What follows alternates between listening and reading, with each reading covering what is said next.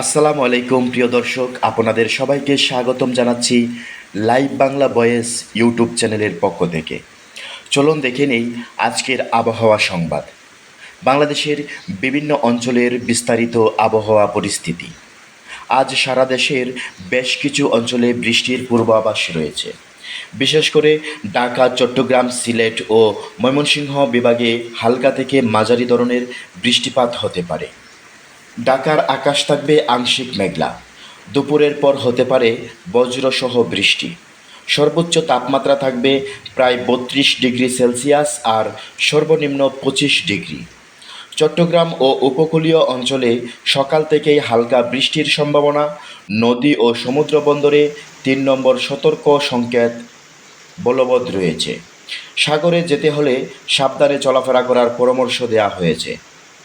রাজশাহী ও রংপুর বিভাগে আবহাওয়া তুলনামূলকভাবে শুষ্ক, তবে বিকেলে আকাশ কিছুটা মেঘলা হতে পারে। সর্বোচ্চ তাপমাত্রা থাকবে 34 ডিগ্রি পর্যন্ত। সিলেট বিভাগে এখানে ভারী বৃষ্টির আশঙ্কা রয়েছে। পাহাড়ি এলাকায় ভূমিধসের সম্ভাবনা থাকায় সবাইকে সতর্ক থাকার অনুরোধ জানানো হচ্ছে।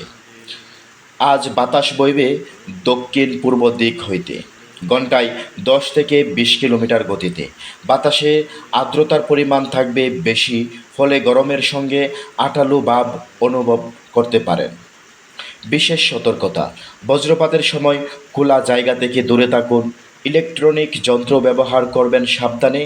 নদী ও সাগরে যাতায়াত করার আগে সংবাদে চোখ রাখুন।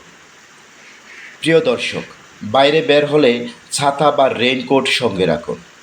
আর যারা দূরপাল্লার যাত্রা করছেন তাদের আবহাওয়া আপডেট দেখে পরিকল্পনা করুন। এই ছিল আজকের আবহাওয়া সংবাদ। আপনি যদি আমাদের ভিডিওটি পছন্দ করে থাকেন তাহলে অবশ্যই লাইক, শেয়ার ও সাবস্ক্রাইব করুন আমাদের লাইভ বাংলা ভয়েস চ্যানেলটি। নতুন আবহাওয়া সংবাদ পেতে বেল আইকনটি টিপতে ভুলবেন না। ধন্যবাদ সবাইকে। সুস্থ থাকুন, নিরাপদে থাকুন।